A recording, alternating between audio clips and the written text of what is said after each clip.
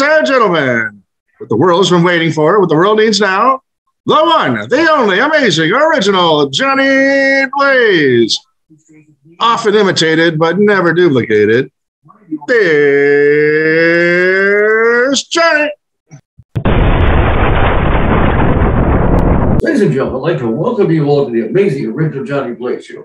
It's always great to be here as I blaze right in with my karate kick. Let's have a blazing hot fun time. How is the worst job in the world still better than most marriages? When you're on the job, you still get paid for your misery. An Indian chief was sending a smoke signal to his tribe. Send 500 beaver pelts to me at once. The tribe signaled back. Why so many pelts? Just then a volcano erupted behind the chief, sending huge clouds of black smoke into the air. The tribe signaled back. Okay, chief, don't get angry. We'll send you the pelts right now. For better or worse, we are all self-made people, but only the rich and powerful feel the need to brag about it. Why are men like bank accounts? Without a lot of money, they don't generate much interest. An FBI agent was interviewing a bank teller after the bank had been robbed 3 times by the same bandit.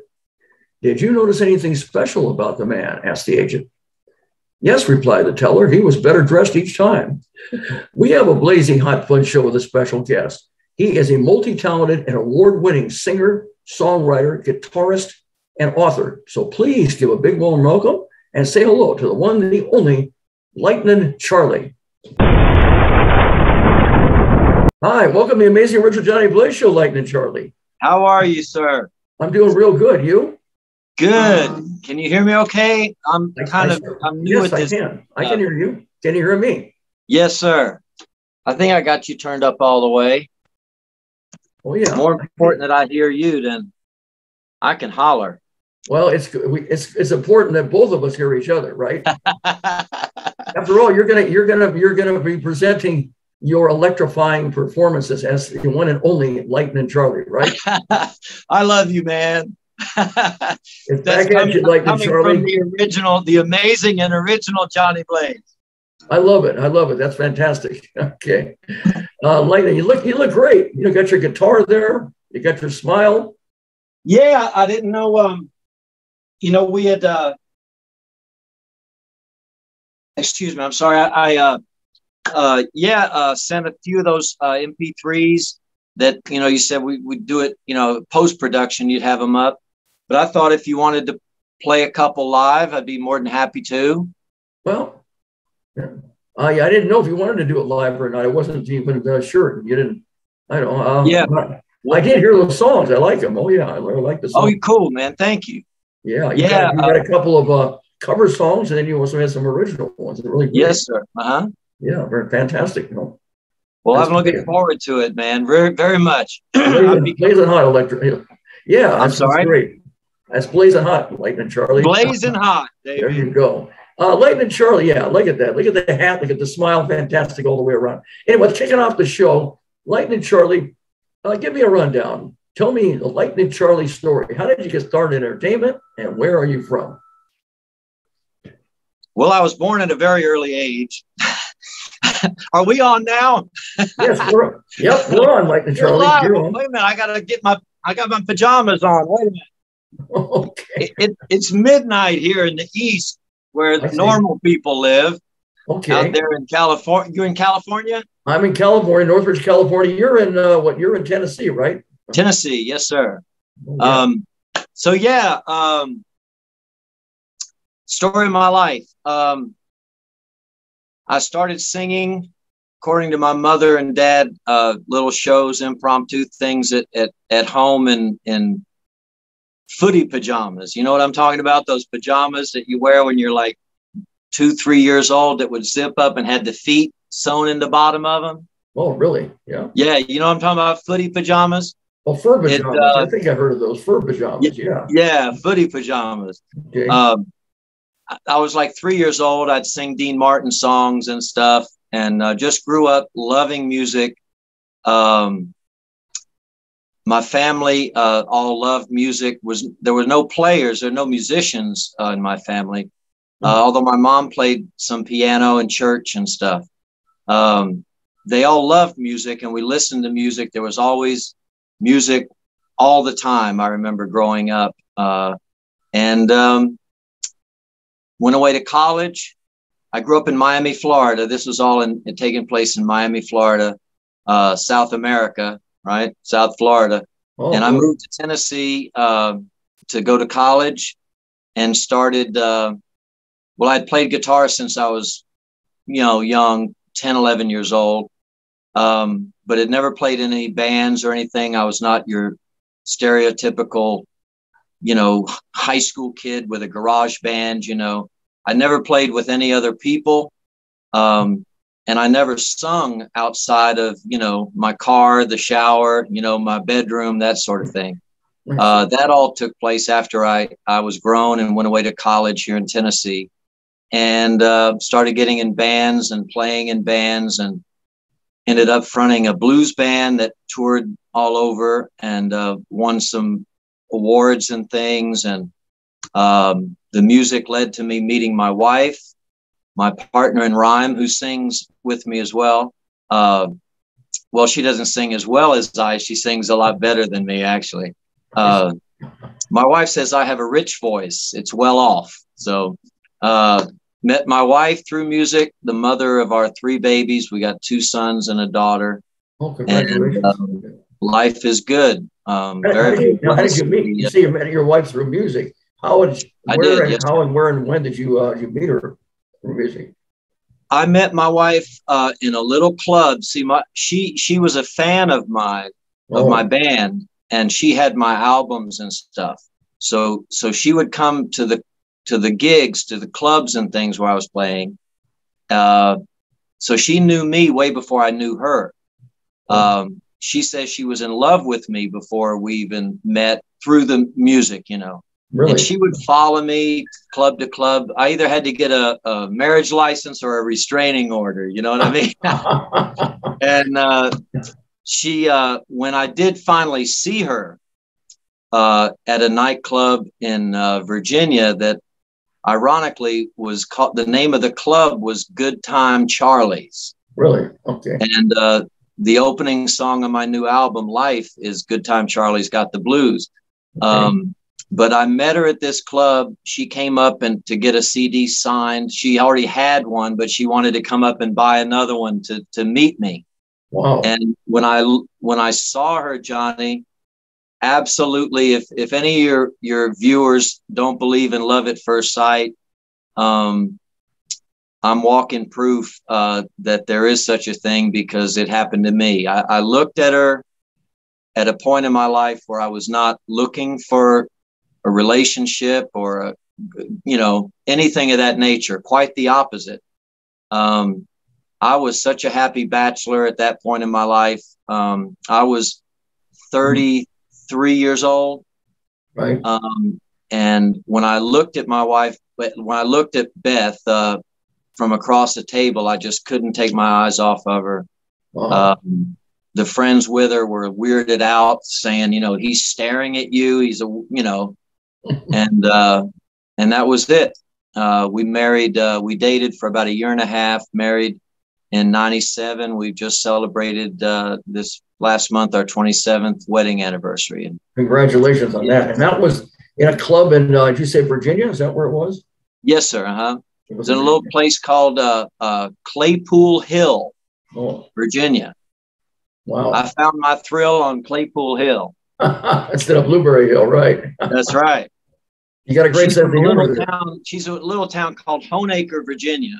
No one has ever heard of that place. But it's in Russell County. So I tell folks that I married a Russell County girl. I went up there and rustled me up a girl. That's what I did. Wow. Well, you had a true fan who loves you so much. She wanted you to sign her, your CDs, and she was collecting your albums, and she wanted autographs. Right. And the music did that. I mean, the music did that for me. God did that for me through the music, Through the music. And every good and perfect gift is from above. And you were able to attract her like a magnet with your personality and your warm smile and your great your blazing hot music there. Blazing hot from Johnny Blaze. That's a tall compliment. Charlie. That's right. Perfect. That's phenomenal. Thanks for sharing that with our audience. Thank you for sharing it with myself, Lightning Charlie. That's a very interesting story. It is. Okay. Yeah, she's something else. And, you know, the fact that, you know, I didn't know anything. I didn't know if she could cook. I didn't know if she could sing. I didn't know if she, you know, I didn't know anything about her. I mean, when I saw her, it was literally like, I'd known her my whole life. Like that, it was like every step of my life was leading to that moment when we met. I know that sounds very corny, but it's true. Well, that was meant to be, Lightning Charlie. Yeah, man. That was meant to be. Now you play, okay, so you sing and you play the guitar. Did you teach yourself how to sing and play the guitar? Or did you take any lessons? How did that go? Yeah, just self-taught. Self-taught in the sense of, you know, I had some really good teachers, you know, on record, you know, Sam Cooke and Otis Redding and Buddy Holly and Elvis and Fats Domino and you know, so they were my teachers. I was immersed in music from the well, they time. didn't actually teach you face to face, but you listened to their music, and I guess apparently it must have inspired you, right? That's correct. Yeah, that's what it was. That's what I'm going to ask next. Who were your inspirations? And they are those people. What you're telling me.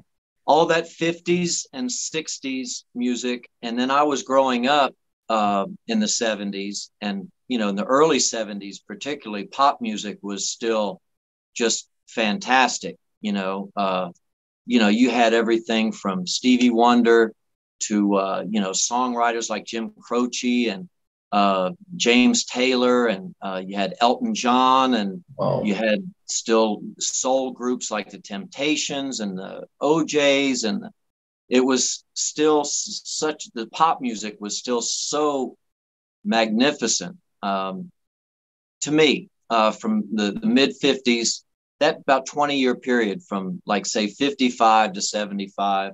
So who are the artists? You've named different many people. Are there any artists in particular that were your favorite, that really stood out, that really strongly inspired you? Lightning Charlie. Got to be. I'm the #1 fan of the man from Tennessee. Got to be. Thank you very much. You're a great, awesome audience. That's right. Yeah. He was a favorite of mine too. Oh yeah. Thanks. I know you're an Elvis guy. Thanks for including that in there. Surrender. Oh yeah. Which you did yeah, Surrender, about. Right? Because you're an Elvis guy. I thought you might.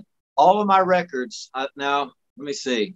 I don't want to lie to you, Johnny Blaze, and all these and all the viewers.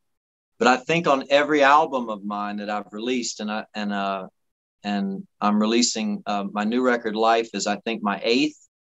On every album, there's one Elvis song on all of them. That's quite a tribute to the King. That's quite a tribute to Elvis. Wow. Yeah. And, you know, today's a great day, Johnny. Today, my new album came in the mail today. Really? Yes, sir. Just today. Look, here they are. You see them? Hey, there it is.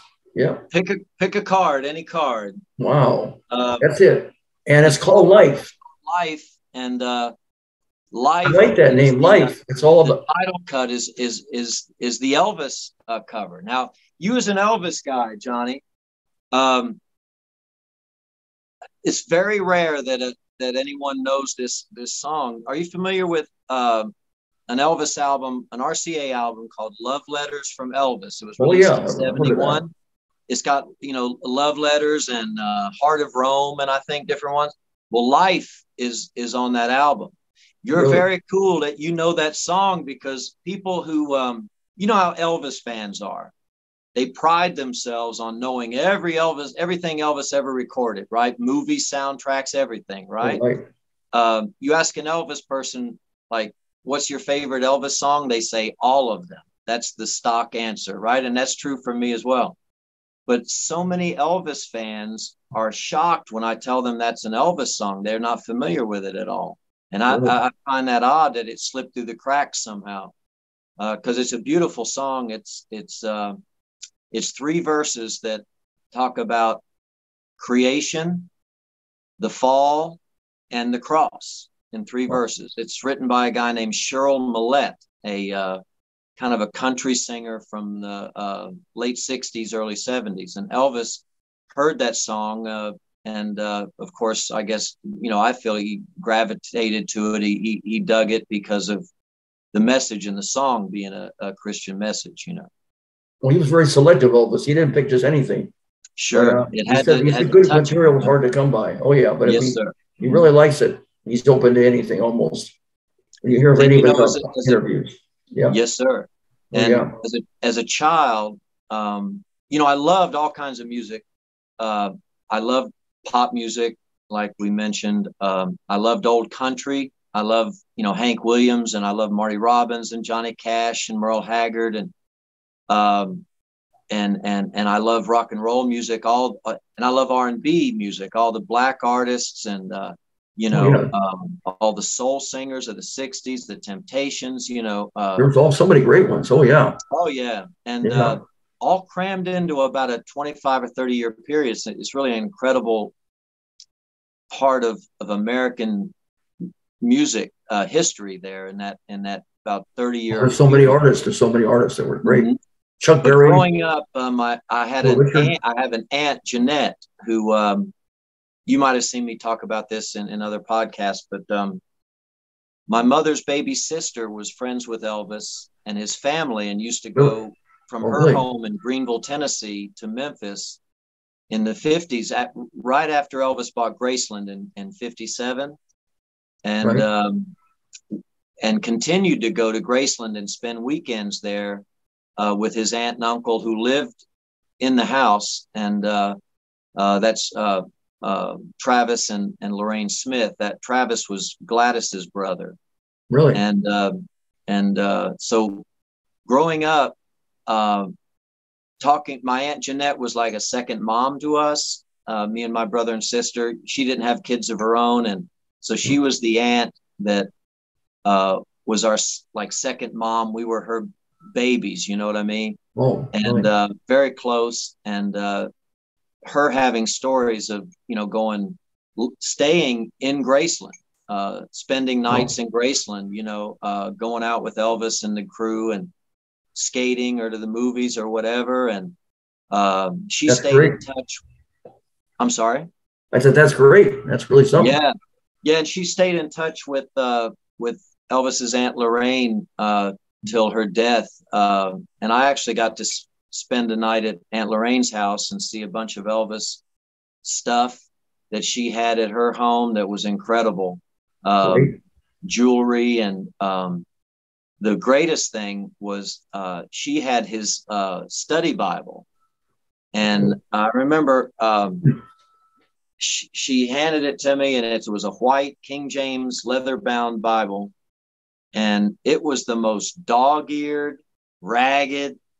There was no dust on that Bible. You know what I mean? It was absolutely dog-eared and ragged. And I'm opening it, and Elvis had written, there wasn't a margin anywhere from Genesis to Revelation that he hadn't written notes and circled words and drew lines to other words. And really, and it was that was really fantastic. Yeah.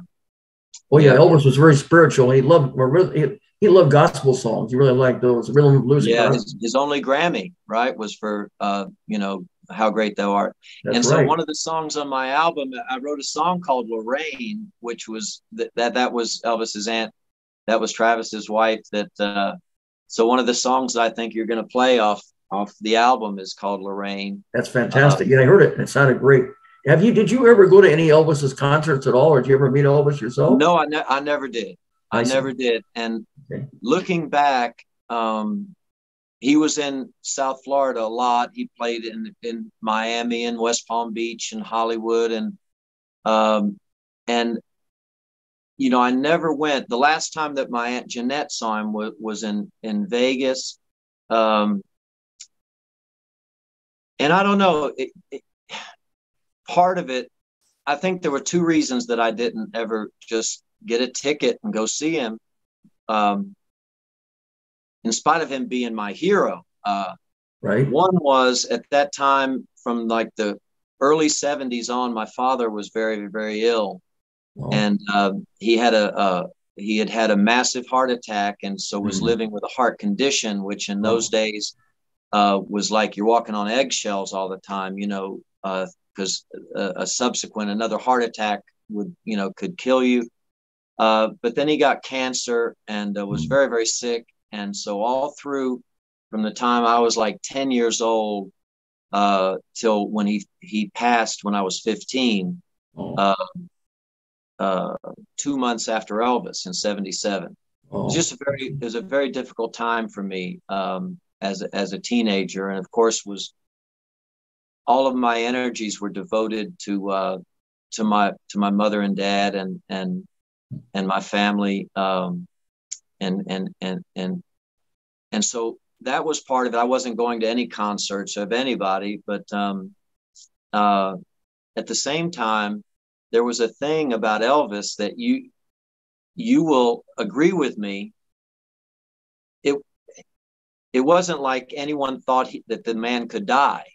And I know that sounds ridiculous to people who didn't live at the same time Elvis was alive, but there was a thing where it was like Superman or Mickey Mouse, or, it just did not enter people's minds that he was a mortal man.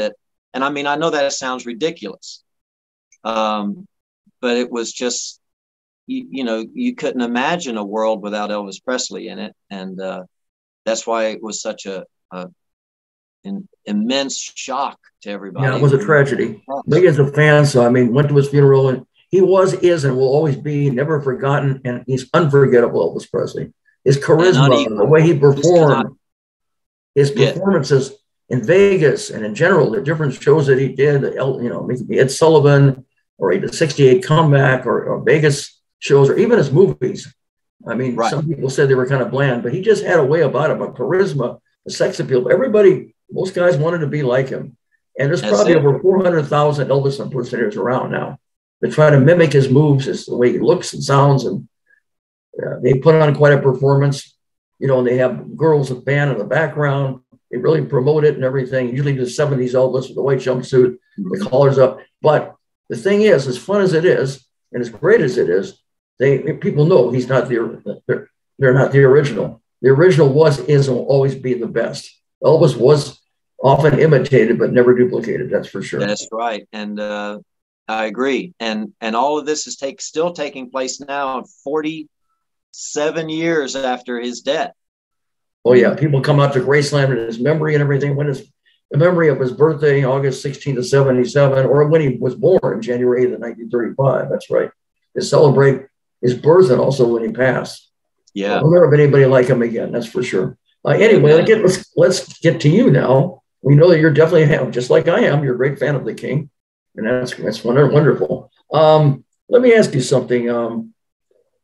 So when you do your performing and everything, so you play electric guitar and you play acoustic, right? You play both, or just? Yes. Okay. Yeah, I play both, and I play a little piano, and sing. Okay, that's great. Now, where was it? Go to the typical places that you do perform at. Where are some of the places you play in pubs? You play in nightclubs? You play big theaters, festivals. Mm-hmm. Yeah. And in older times, when I was, through the years, when I was touring, I'm not doing a bunch of touring anymore. I'll go out and I'm real selective because I'm old and I like sleeping in my own bed. And, but when I was younger, in touring, we played every kind of place imaginable.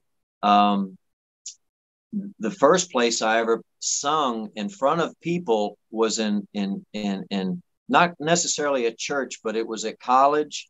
It was a Methodist student center where a pastor and his wife would have dinners and stuff, and kids would come and they might do a little Bible study or something, but it was just more or less a little fellowship hall, and I would go there and eat dinner on like whatever Tuesday night or whatever, and would play some gospel songs, usually Elvis stuff.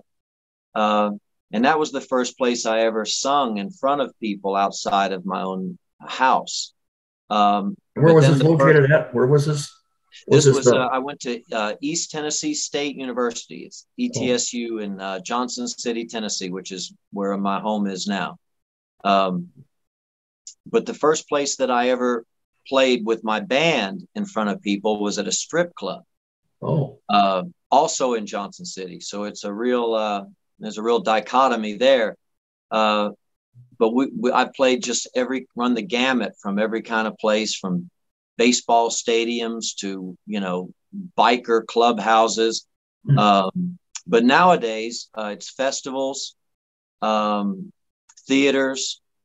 I do a couple of little pubs. I'm doing an Irish pub that I'm playing tomorrow night that I play once a month. Blues clubs. I'm playing a couple of blues nightclubs.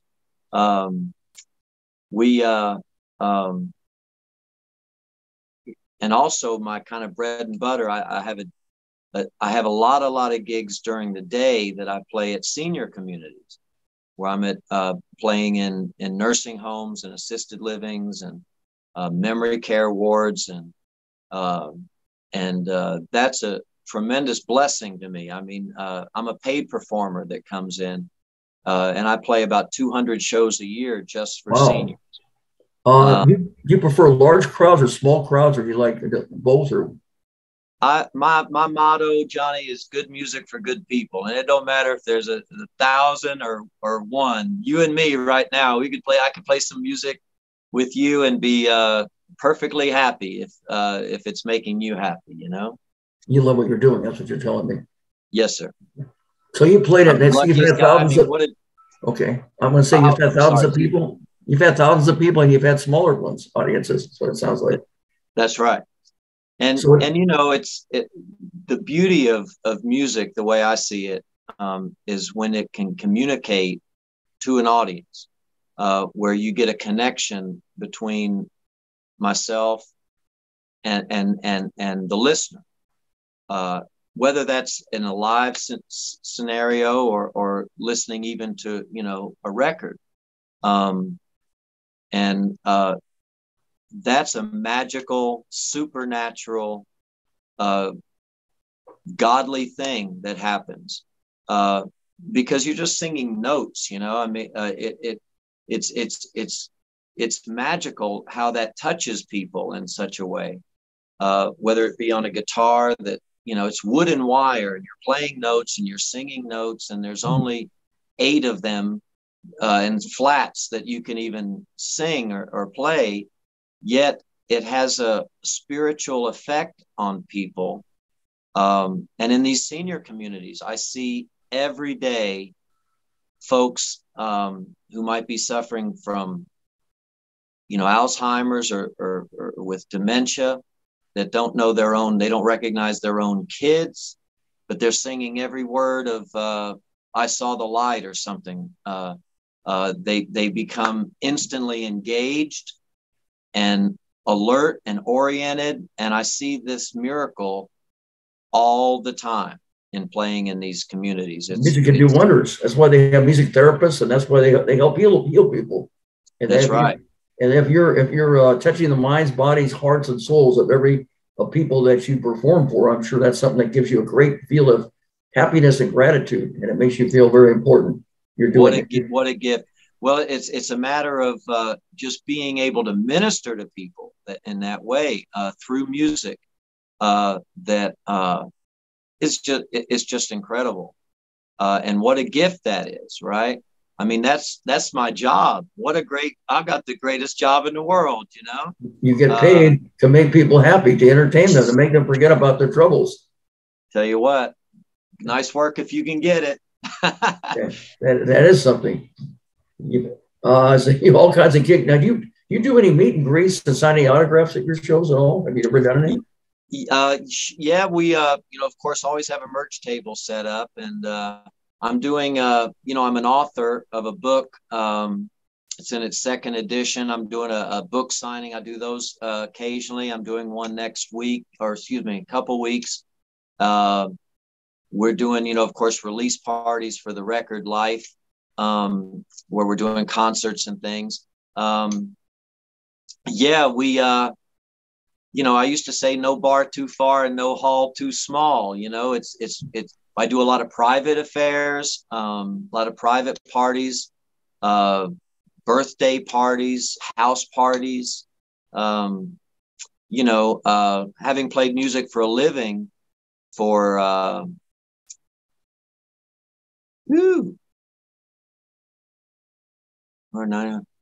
40 years. This year is my 40th year. Lightning, Charlie, that's something to be proud of. That really is. Well, I'm very, very, very, very fortunate, Johnny, and just really blessed.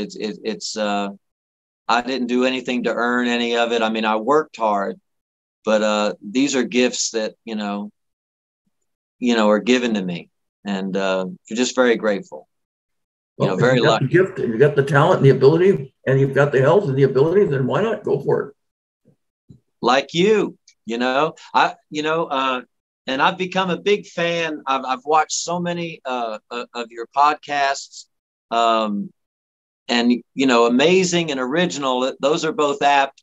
Beloved. I don't know if you could fit beloved into there as a qualifier as well. You're a fan. You're a fan of what I've done. Actually, a lot of people think it's a podcast, and actually, you know, a podcast has been very popular, but it's actually better than a podcast. See, a podcast, you're limited to listening to it. You can hear it, and that's it. Oh, right? I see, because of the video. Yeah. Mine is visual. You can hear it and see both. Got you. Okay. Yeah. And I've been doing this since the pandemic. A friend of mine said the shows were going on Zoom, and I started doing it since 2020. So this episode with yours is now my 64th episode now. How about that? That's right. When I'm 64. Well, yeah, remember that song? That's right, the Beatles. Now will you still need me? Will you still greet me? That's right. Of course, it's not always quantity; it's quality also, right? Well, that's wonderful, man, and the visual aspect of it makes it so much more enjoyable. And the technology that's available to do this is incredible. During COVID, when my whole career, of course, just stopped, just evaporated literally overnight, where I went from, 275 shows a year booked to zero,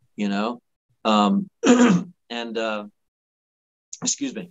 And my wife and I started doing live streams on Facebook on Saturday nights, and they were lifesavers for us.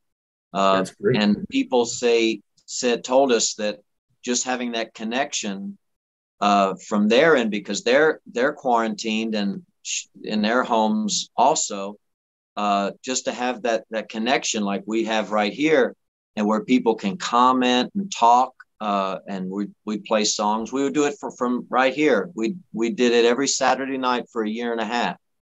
And so that's how you survived the pandemic and the COVID, yes, right? Mm-hmm. Yeah, and we started my album Life by accident in Canada in August of 2019. While up there visiting my wife's brother, who's a musician, and he took us to a studio that he does work at, that he plays sessions and does recording at. And when I went in, he told me they had a lot of vintage equipment, but we went in and they had a lot of old gear, old mics. The engineer had a mic set up for me, an RCA 44 mic, old ribbon mic, 50s mic. And as I'm unpacking, I'm looking at this microphone, and me being such a fan from my whole life, and I'm looking at this mic, and I said to the engineer, whose name was Trevor, this is in Ontario, Canada. I said, man, I've got a photograph of Sam Cooke singing on a 44 that looks just like this one. Wow. And he turned around and he said, well, that's because that's that mic. I said, what? He said, Sam Cooke sung on that mic. So did Frank Sinatra. So did Elvis. Elvis sung the studio stuff from the 68 comeback on that. All of this gear, really? He tells me, is from Bill Putnam's A Room at United Western Recorders in Hollywood, in your neck of the woods. Wow. And it's the most successful studio in the world in history. It's, you know, the Wrecking Crew documentary that came out where, you know, Glenn Campbell and Leon Russell and, you know, Hal Blaine and Candy Kay and Tommy Tedesco and all of those folks that churned out hits for everybody, every TV theme, every movie. And all this gear is in this little studio in Hamilton, Ontario. And so when I find out that the mic that I'm about to sing into was sung into by Sam Cooke and Elvis, I started to cry because I love it that much, and I couldn't believe that what was happening. And so when I heard a playback of what I sounded like through that gear, and for the first time in my life, that sound I've been so in love with my whole life, now all of a sudden, for the first time, I sounded like those records. Now, that's not to say that I sung like Elvis or Sam Cooke, but the sound sounded like those records. And so when I came home from vacation, I'm going to make a record. I got to cut an album there, right? Right. But that was August of 2019, and that turned out to be a very poor time to start an album in another country. A few months later, COVID in March of 2020 shut the world down, and that's why Life, this album, has been my life's work for 4.5 years. It's 4.5 years in the making since August of 2019 till. Is that where you came up with the word life? It's because of what you went through in your life to deal with COVID and the pandemic. Is that how you decided to come up with that word for your album? That's correct, because it's very diverse. The songs on it are very diverse. There's Americana kind of stuff. There's country. There's rock and roll. There's bluesy things. There's folky things. Because that's the way life is, right? And variety is the spice of life, and it's a very diverse record. And so much, has happened when we got it today. I was talking to my wife Beth and my daughter, who's 14, and I told my daughter Lily, I said, you were 10 years old, you were still in elementary school when we started this album. And since we're making this record, I lost my sister, my mother, and my father-in-law have all passed in the 4.5 years since we're working on this album. So I'm sorry about that. Well, thank you. There's so much tied up in it for me and for us, because Beth, my wife, is involved, and she's singing on almost every song on it. She sings harmony, but there's just so much personal things tied in with it that Life was just had to be the title, and it's the final cut on the album is that song Life, that we were talking about earlier. You were inspired by your experiences, and you're trying to do your best to turn your scars into stars, and to try not to let it get down to you. I mean, it's easy to get down, but the people that you lost, I'm sorry about that. I offer my sincerest condolences. They would be happy and proud of what you're doing. So you're looking up at them, and they're looking down on you, and they're saying, continue to do the work that you're doing, because it's something that you love, and that you do touch many millions of people, and take them away from their dreary lives when they're sad and they're depressed, and you're lifting them up, and you're inspiring them, and you're making them very happy. You're making yourself happy too. It's a win-win situation for everybody around. And outgive God, right? And that's the beauty of music. I remember reading, I put this in my book, a little section where there was a story of Roy Rogers, the singing cowboy. Oh yeah. Who was going to California from, I think he was from the Midwest, if he was an Okie, but during the Depression, when so many Midwesterners were migrating to California, he was one of those. And Roy Rogers, not his real name, I can't recall his real name, but he was hoboing west with all these other men like himself whose farms, they had lost their farms. They just pack a trunk and they're hoboing or catching trains west, and they would camp at night. And Roy Rogers was at one of these hobo jungles, right? I think they called them, where they would just be around an oil can or something, and make a fire and camp, and then get on the train the next day and continue on to California. And Roy Rogers had his guitar, and he wasn't Roy Rogers. He was just another hobo. But he said around this campfire, he's sitting with these men, and all these men are sitting there, and their faces looked like they had not smiled in a very long time. And Roy Rogers says, I would take my guitar and, I'd start to play. And one by one, these men's faces would begin to light up. And Roy Rogers said, I discovered what music was for on that trip. And that's to make people happy, to lighten their load and their burden, even for a few minutes. And if you're a musician and you're not doing that, Count Basie said, if you play a tune and nobody taps their foot, play another tune. Right. That's another thing I'm going to ask you about. Now, on your shows that you have, it's great. It's always great to have audience participation. Do you have audience participation in your shows? Absolutely. I'll take requests. You do. And also, how do you get them people to participate too? What's your style? Yeah, and I learned very early the show is really in the audience. I mean, I can play the same songs, sing them identically the same, everything on my end exactly the same, and audience A be dead as a hammer, audience B be energetic and giving back, and then it's totally different, and it's based on the audience rather than the artist. I'll take requests, especially if I'm at a place that I play regularly, because my repertoire is real large, from that classic, 50s, 60s, 70s stuff. I thought it might be fun for us, especially since you're an Elvis guy.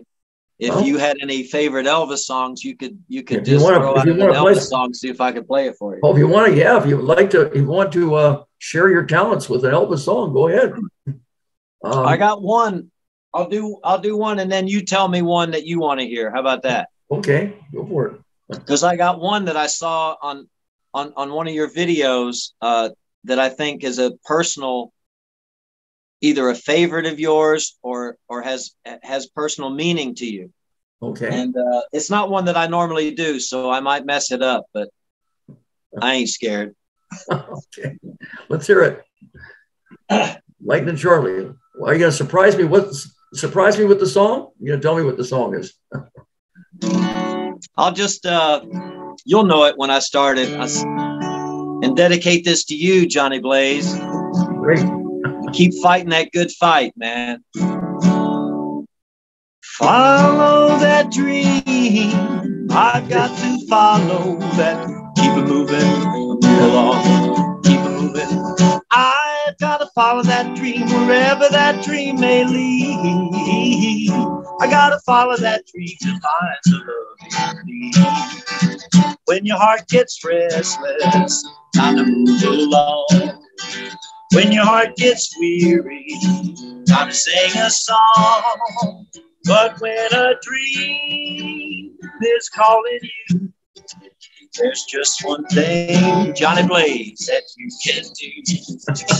You've got to follow that dream wherever that dream may be. Yeah, that's great. You got to follow that dream to find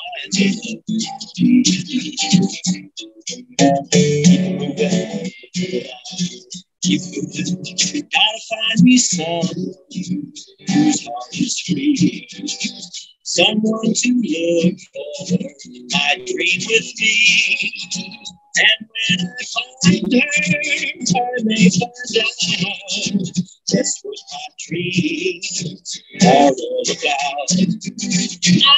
I've got to follow that dream wherever that dream may lead.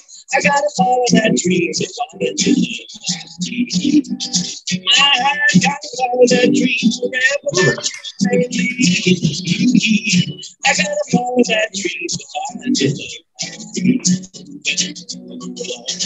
Keep moving along. Keep blazing along. Great. Hey, yeah. I love it. Hey, beautiful. Hey, yeah, bravo. I love it. That's for you, Johnny Blaze. Thank you very much. It's a favorite of mine. Yeah, I've done that many times. Oh yeah. Keep blazing along, man. That's right. That's right. Sounds great. Did you want to do one more? Huh? I only messed that up a little bit. Oh, it sounded great. I liked it. You want to do one more? Go ahead. Go ahead. Give me one. Give me an Elvis song that you like. How about Suspicious Minds? Can you do that?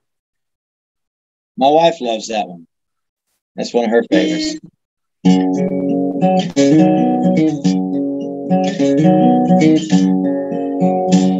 I'm out of tune. Hang on. Live. Yeah. You're a professional, that's for sure. I got to tune it.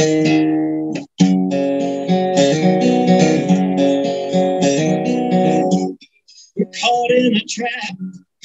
I can't walk out because I love you too much, baby. Why can't you see what you're doing to me? When you don't believe the word I say, we can't go on together with suspicious minds, and we can't build our dream on suspicious minds. Oh, let our love survive, oh no. Oh, dry the tears from your eyes. Let's don't let a good thing die, oh no. 'Cause Johnny, you know I've never lied to you. Yeah, yeah. We're caught in a trap. I can't walk out because I love you too much, babe. Why can't you see what you're doing to me? When you don't believe a word I say, don't you know, caught in a trap. Can't walk out because I love you too much, baby.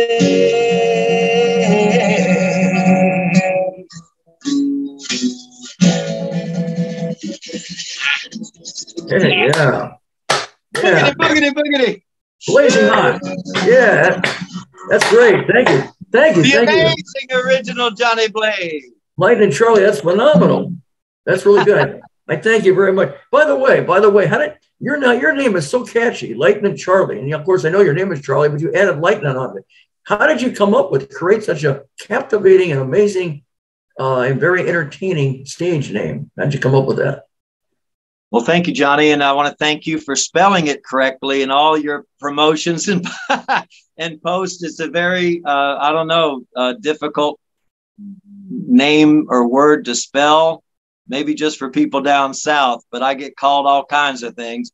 But it was given to me one night after a show, very early when I was fronting a blues band And we weren't on the road very much. We weren't, out on the road yet, and just playing local places.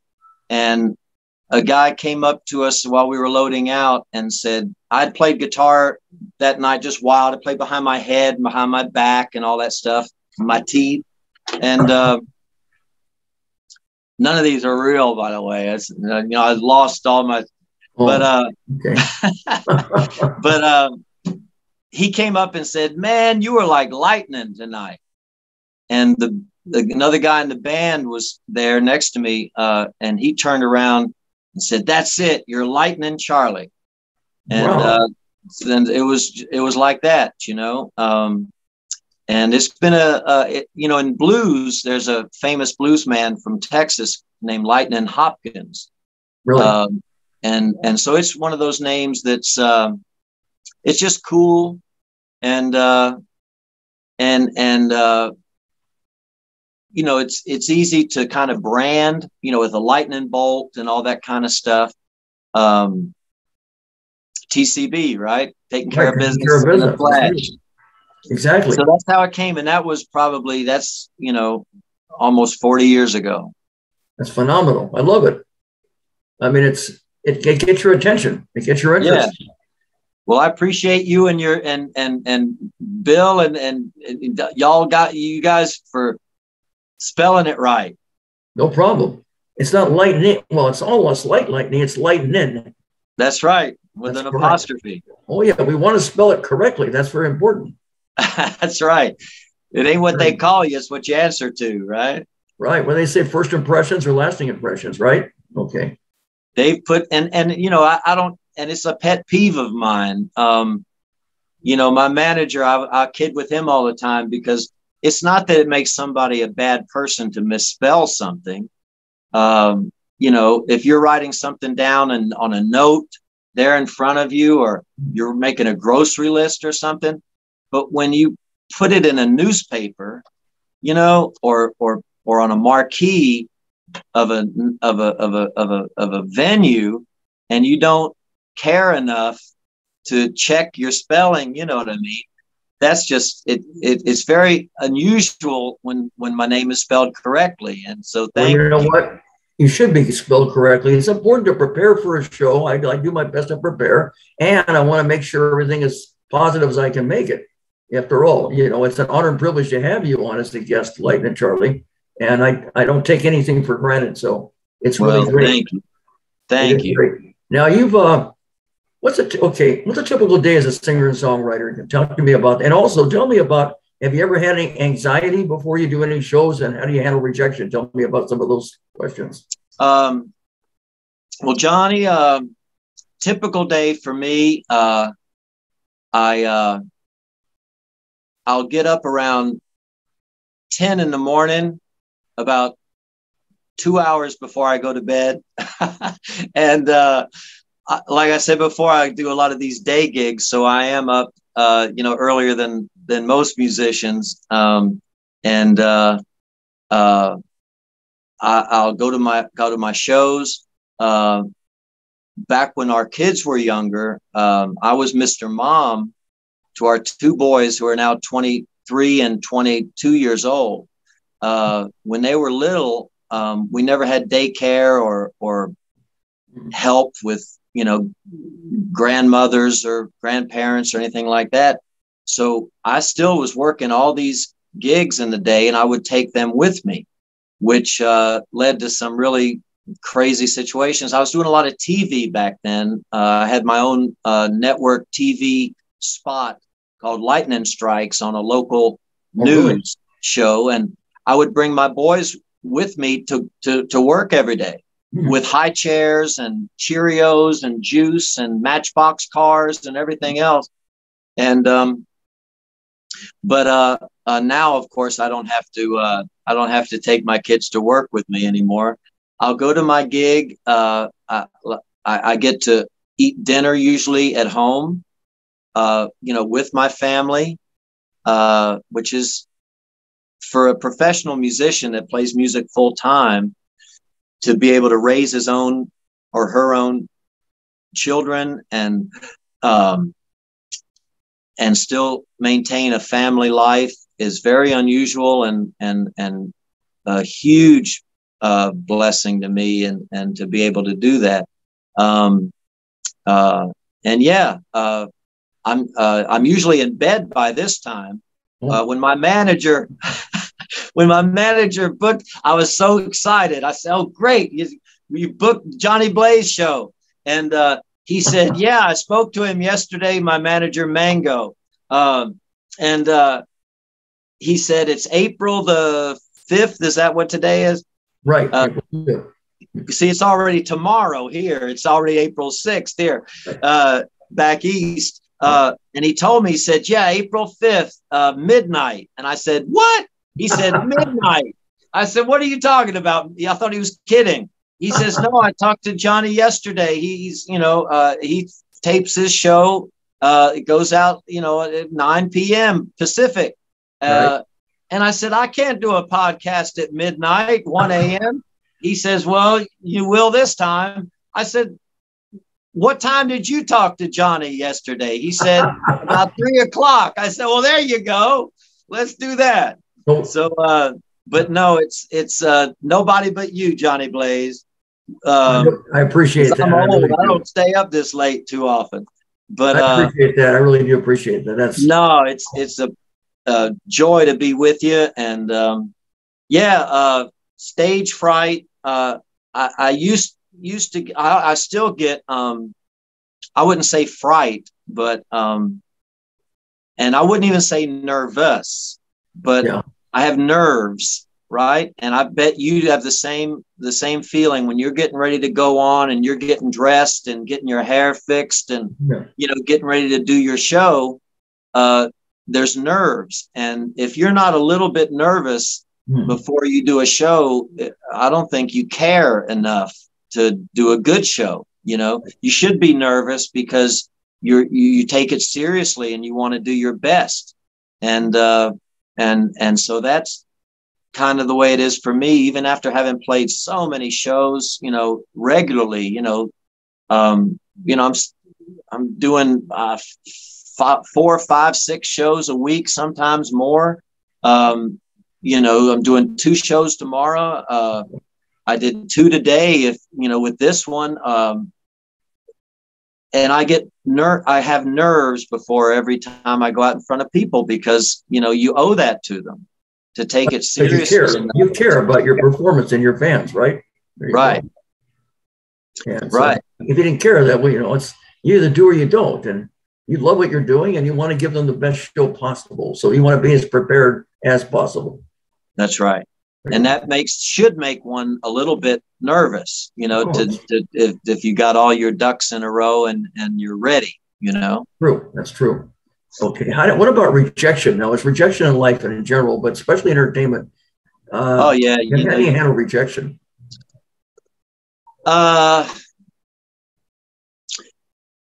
It depends. If a lot of times you're told no nicely, right, and you're told no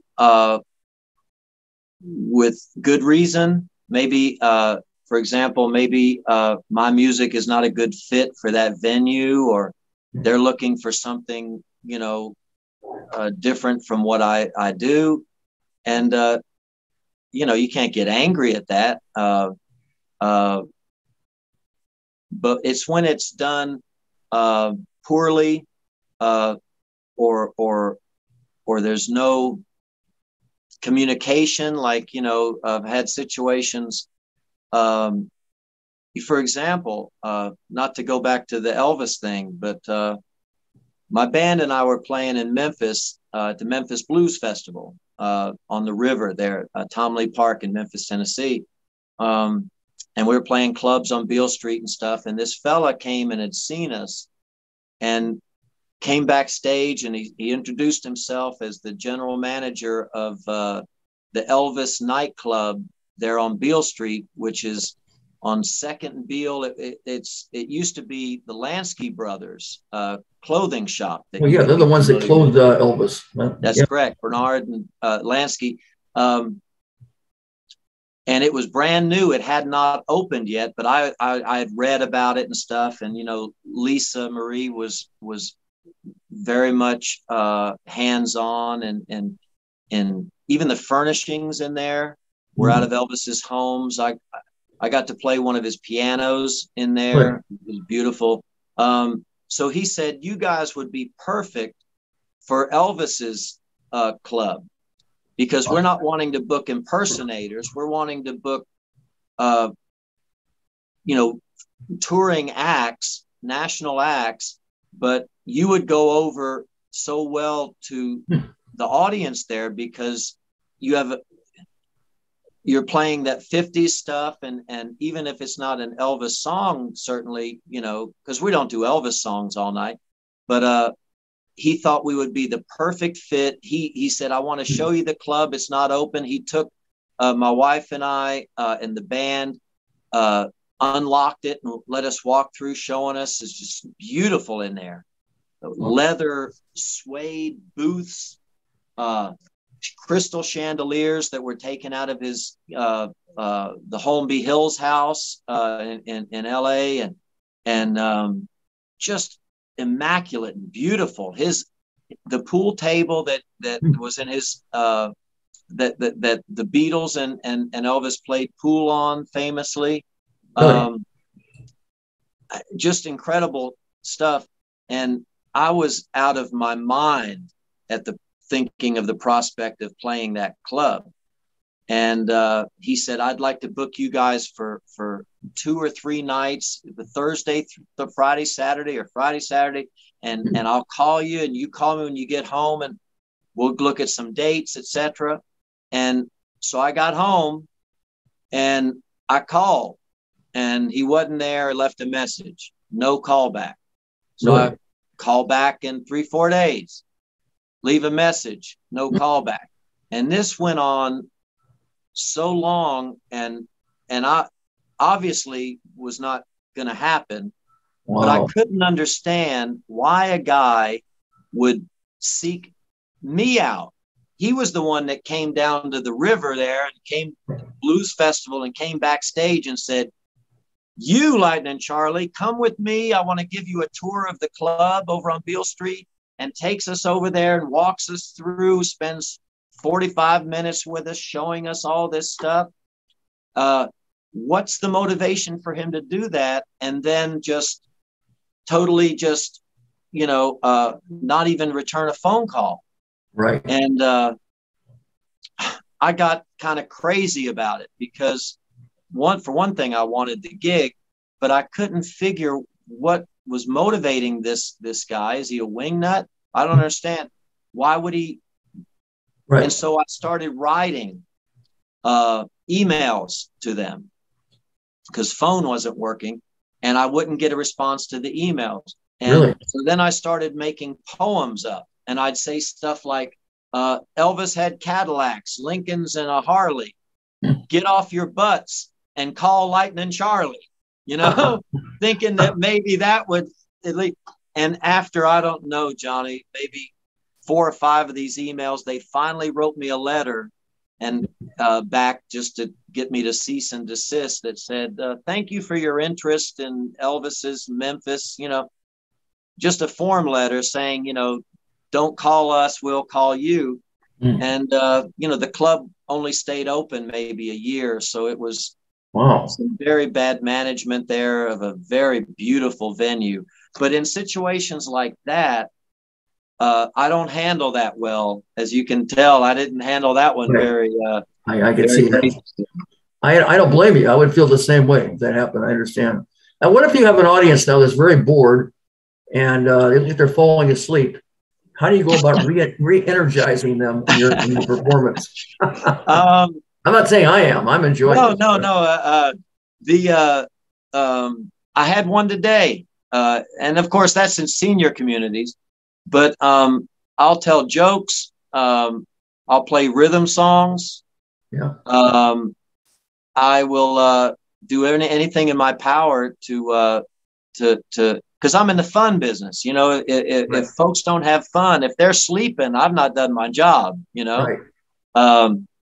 Just today, Johnny, I played a luncheon at a nursing home. Okay.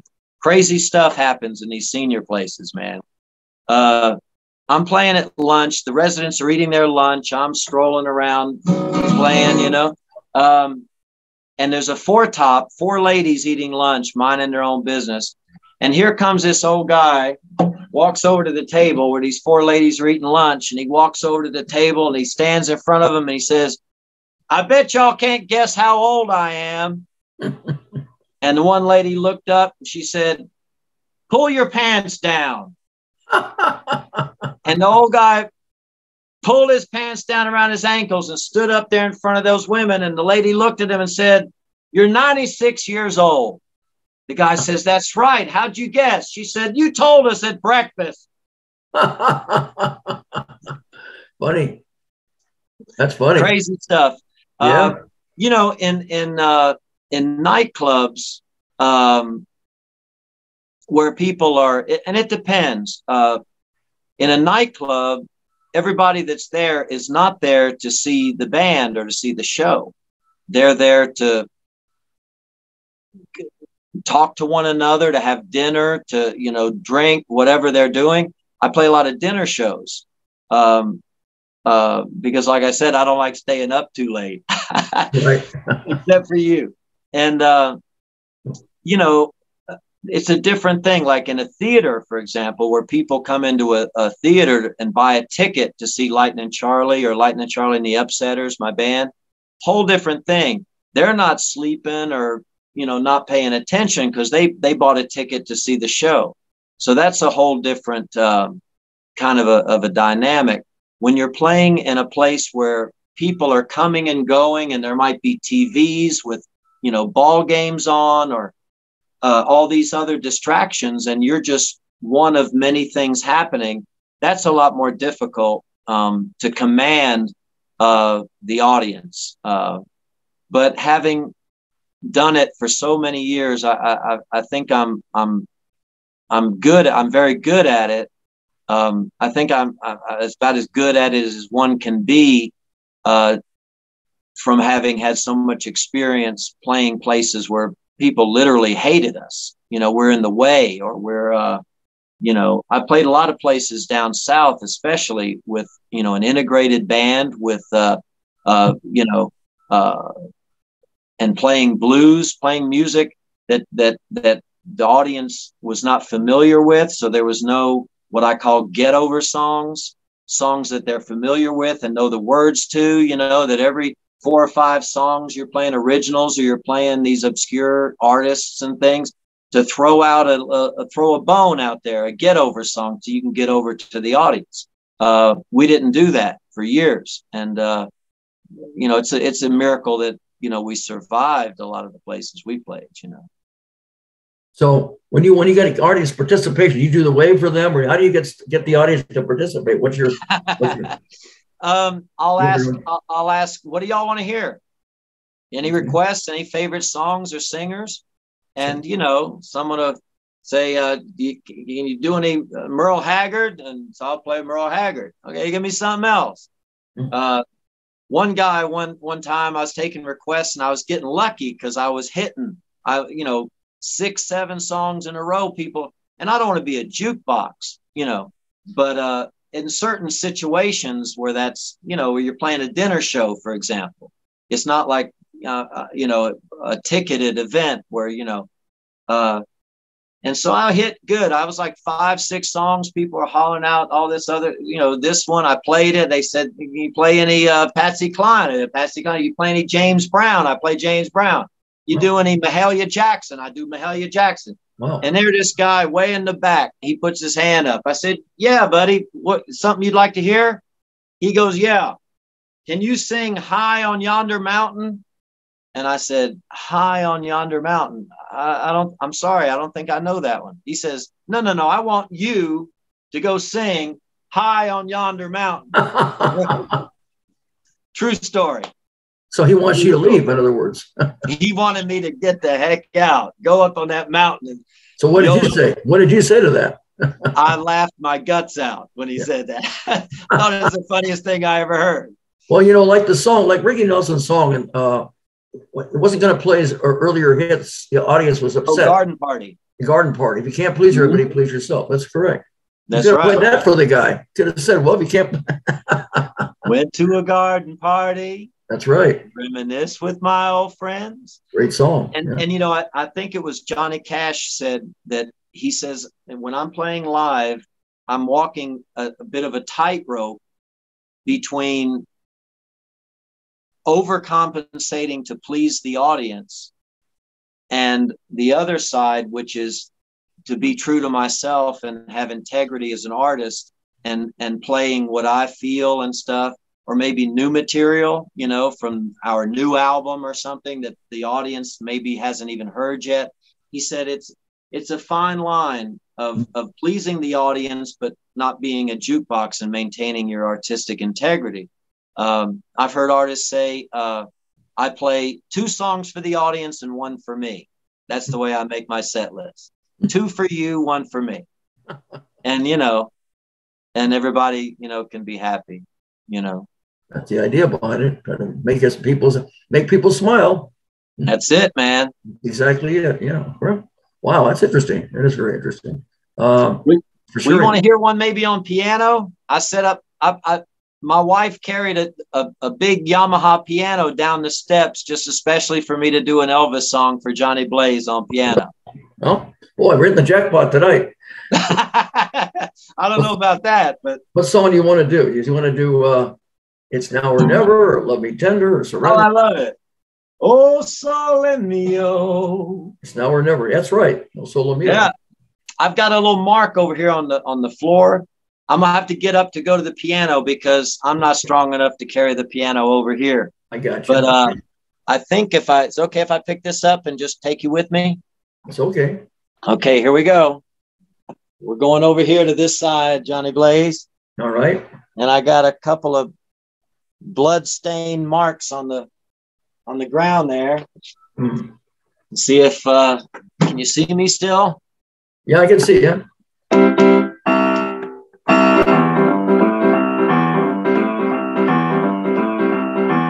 When I walk through that door, oh, great. Yeah. Baby, be polite. You're gonna make me so. If you don't treat me right, don't you ever kiss me once, kiss me twice. Treat me nice. I know that you've been told it's not fair to tease, but if you come home cold, I'm really gonna freeze. If you don't want me to be, close eyes. Treat me nice. Yeah, great. Make me feel at home.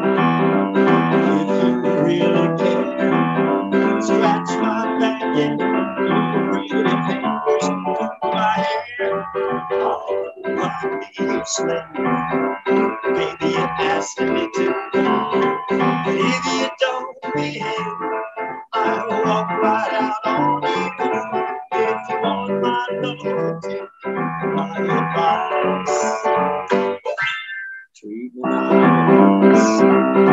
Treat me nice. Yeah. If you really want my love, treat me nice. Fantastic. Thank you very much. That's great. Boy, is that great. Yeah. You know you're singing. You know how to sing. You know Elvis songs. That's for sure. You know a lot of songs. I just was going to pull out all the Elvis stops for you. I love it. I truly love it. I appreciate that. I really do. I know you do. That's why, I tell people the truth. I tell them, if you don't believe Elvis is still number 1, you're full of number 2. That's what I tell them. And everybody, he was unforgettable and is and will always be.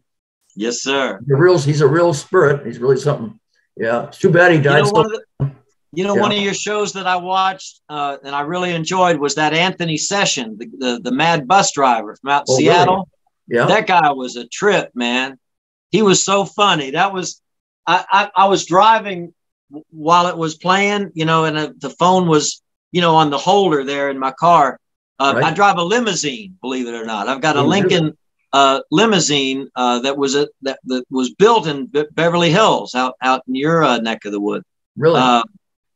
And it's my personal car. You know, I don't have a limo service. I tell people I've got a limousine and nothing to show for it. Very good sense of humor.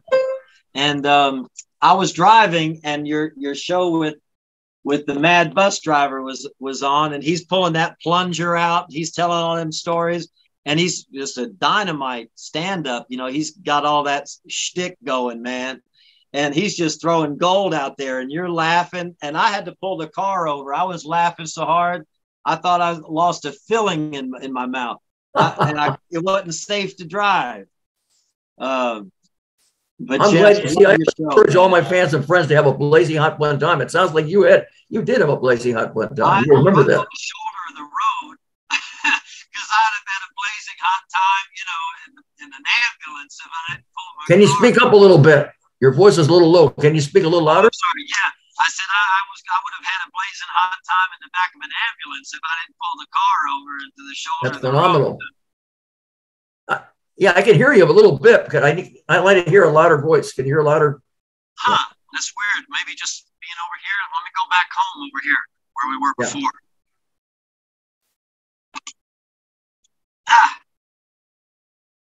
See, how's that? You hear me? That's better, Lightning Charlie. That's better. Can you hear me now? Yeah. Oh, yeah. Can you hear me now? Yeah. I'm glad you had a blazing hot fun time on that show. That was a mad bus driver. You're right. The blaze was with me, baby. I had another show you probably would have liked. I don't know if you saw it, but a guy by the name of Tony Pace. I saw it. He does the impressions. That's right. He did Louis Armstrong. Oh, yeah. Yeah, I watched that one. Great. And he was imitating me also. That was really something. Yeah. I didn't see that part of it. Oh, really? It's in there. You can always watch it again. Billy Nelson and Satchmo. Yeah, he imitated. He did Johnny Blaze. That's right. I'm watching that. I'm going to bed tonight watching that one. You can go ahead and watch that. Oh, yeah. Tony Pace, I said, well, he was great. You know, there's such a thing as better an impression instead of a depression, right? And that's what he gave a great impression. That's it, man. Then the highest form of flattery, right? Yes, it is. Imitation is the highest form of flattery. That's phenomenal. Now you've won awards. Now, can you talk to me about any of your entered any music festivals or contests or competitions? And if so, did you win any awards? And also tell me about any awards that you have won. We back when LIGHTNIN Charlie and the Upsetters, my band, was touring a lot. We won a blues award in the Piedmont, which is in Western North Carolina. It includes parts of Virginia, North Carolina, South Carolina, Northern Georgia, and East Tennessee. And it was a blues preservation society that exists. These blues societies exist, and they're in every city in the U.S. and in Europe and overseas, Canada. And we won first place in this Piedmont Blues Society contest with bands from, 5 or 6 states. And the winners of all these local contests or regional contests go to Memphis for the Blues Foundation, which gives the Handy Awards and the Blues Awards in Memphis. It's the largest blues organization in the world. You got Beale Street there and everything. And so we went to Memphis, and we ended up finishing third in the Memphis for the Blues Foundation Awards. And from doing those, we got all these gigs, opening for B.B. King and Bobby Bland and Albert Collins and Dr. John, and just tons of, Hall of Famers, and playing in stadiums and playing all over. And that was a big break for us. It opened a lot of doors and was tremendous. I'll tell you what, my greatest award, and I've got a blog about this on my website on lightnincharlie.com. I kept blogs for about 3 years and compiled them all into my book, Off the Record, The Trials and Tribulations of a Traveling Troubadour. Yeah, I was going to ask you about that too. I know you had a book. That's right. It's a monster, 455 pages. and it's all short stories and things, anecdotes, answering the types of questions that you're asking tonight, and about my background and everything, and just funny stories and stuff. It's the funniest book I've ever read. But anyway, there's a blog that's not in the book, but is on my website that maybe will be in a book someday about the greatest award I've ever gotten. Okay. I'm going to just walk over here and grab it real quick. Okay.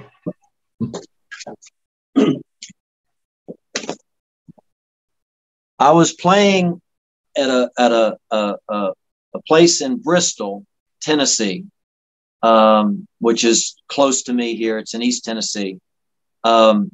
It's actually the birthplace of country music. It's the site of the first country music recording session ever, 1927. A guy named Ralph Peer worked for RCA Victor, recorded Jimmy Rogers and the Carter Family and the Stonemans and a few others.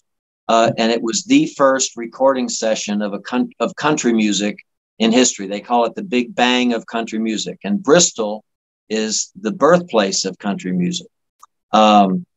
Bristol, excuse me, where's Bristol at? Is it Virginia or Bristol is northeast tip of Tennessee. Tennessee, okay. Which is and it's actually on the state line. Bristol is on the state line of Tennessee and Virginia. Okay. So the main drag that goes through town, State Street, the south side of the street is Tennessee, the north side of the street is Virginia. And I was playing a gig there at a hotel, a convention center, where I played like 5 nights a week for 3 years. And I'm playing in there one night, and a guy comes up to me and asks if he could record my set. And he was dressed normally, in street clothes. And I said, sure. And he had a little cassette thing, player, cassette recorder. And so he's sitting and I was in the lounge of this hotel. And so he recorded the show.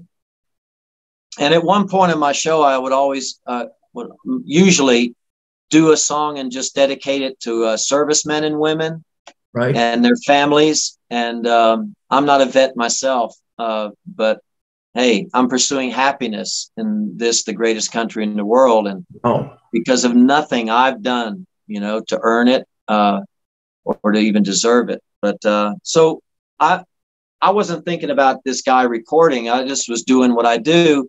And I sung this song and dedicated it to the servicemen and women and their families. And I'll say, if the ladies are maybe if the women are not here, haven't worn a uniform, but if you're the mother, the daughter, the sister, the wives of our vets, y'all are my heroes. And that's remained a part of my live shows and what's in my heart. So I finished that show, and about a year later, that guy who had asked to record the show comes back and comes up to me and says, do you remember me? He said, I saw you about a year ago and I recorded your set. And I said, yeah, I remember you. And he said, well, I've been in Afghanistan and Iraq in the war, and I'm a Black Hawk helicopter pilot. And he was in plain clothes. He was in civilian clothes when I met him. And he was in uniform this time. And he said, well, I want you to know that I've been playing your song from my helicopter and blasting it out onto the field when I'm flying missions. And I could not believe it. I said, and I first thought he meant he was playing whatever the song was that I had covered, that he was playing the record of the original artist or whatever. And he said, no, I'm playing the recording I made of you. Wow. I said, you're playing me singing and playing and talking about our vets out of a Black Hawk helicopter? Wow. Onto the field in Afghanistan? And he said, yeah. And he says, if you'd allow me to come up on stage with you next set, I've got something I want to give you. So he comes up on stage and he presents me with this U.S. Army service medal. This will be familiar to a lot of your viewers as a U.S. Army service medal. Wow. And he had written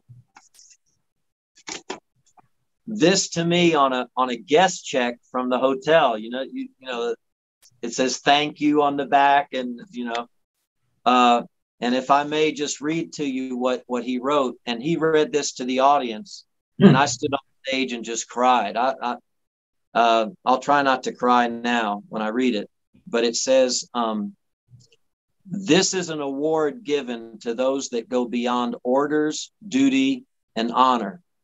It's not much, but my buddies and I wanted you to have it. They said, you have lifted our spirits when they couldn't get any lower. Wow. You helped us keep fighting when we wanted to quit. And you have brought to many what we couldn't find here, a feeling of home. Charlie, I just wanted you to know what a blessing you are to my friends and my comrades and I. Signed, Sergeant Tanner, Richard G. That is something. Thanks for sharing that. That's a spectacular, amazing, and blazing story. And that's amazing. That's what you call real. That's what you call gratitude. And this is the greatest award. I wouldn't trade this right here for a stack of Grammy Awards. This is the greatest award I've ever gotten. It comes from the heart. It's so sincere. This person really, truly appreciated you, and everyone else around him appreciated what you did. Truly. Isn't that amazing? Yeah.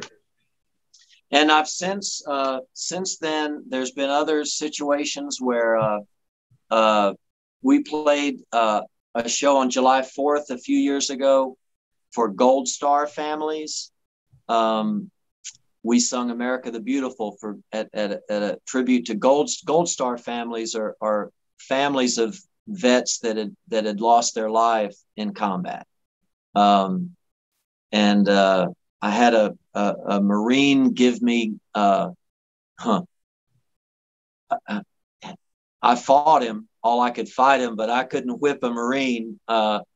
He wanted to give me silver wings, jump wings. And I said, there's no way I'm accepting jump wings. And he argued with me for about maybe 15 or 20 minutes. And I said that a Marine or a paratrooper who has earned these wings would, beat my head off for having a set of wings that I didn't earn. He said, there's not a serviceman if he knew why I gave it to you, and the reason why, that would do anything but applaud it. And can you speak up a little bit? I've had a hard time hearing you. I'd show him to you. I've got him on a guitar strap, and had another serviceman give me a marksmanship medal that he had, like a long rifle, and it's crazy because again, I'm not even a veteran, okay, and the fact that these men who have served and some in combat feel led to want to share this stuff with a nobody like me is just incredible. These are really interesting stories. These are great stories. This is something to be real proud of, Charlie. I am. This is my proudest award for 40 years in music. Charlie, you are a hero, not a zero. That's for sure. Well, they are, and that's what's so amazing, that they felt led to want to, recognize me. Here's a guy, this Sergeant Tanner. I'm in Bristol, Tennessee, playing in a convention center, playing songs on my guitar, and going home at night to my pillow top mattress and my wife and my kids, and eating home cooked meals in my air conditioned 2-story house. And he's in Afghanistan in the desert getting shot at. Wow. And he's wanting to give me, you know what I mean? It's just absolutely. And for any of the viewers that want to read the detailed story, it's on my website, lightningcharlie.com. There's a tab at the top, a menu that says blogs. I think that one's called, and the award for the greatest award goes to ... Those are spectacular stories. Those are something to be phenomenally proud of. And you are really something. You really are. You have Thank you, John. And charisma. You know, you love what you're doing from every fiber of your being, Charlie. You know what Elvis said? Where you tried so hard to make a show work and it didn't? And if so, what did you do? You just got to grin and bear it. The show must go on, right? Right. One monkey don't stop no show. You know, I have had people throw stuff. I've had fights break out. I've had, played places so bad, it's like the Blues Brothers with the chicken wire, and people say, you ever play a place with chicken wire? You ever play a place that's rough enough to have chicken? I said, I've played places way rougher than that. I play places that don't have chicken wire that need it. There's nothing to separate us from the bottles being thrown. Literally, I've had, I used to play a place in Carolina that was so bad. And I don't remember how we came up with this, if we found it. I got a roll of police tape, that yellow tape that says police do not cross. Right. A big roll of it. And I took it with me to this gig, and I would wrap it around the stage like ring ropes. And it didn't do it. It didn't matter. The people went up there and they were going to pull my speakers down. I duct tape it to my speakers and they'd get up. And that was when I was playing these bars that were, I used to call them cut and stabs. It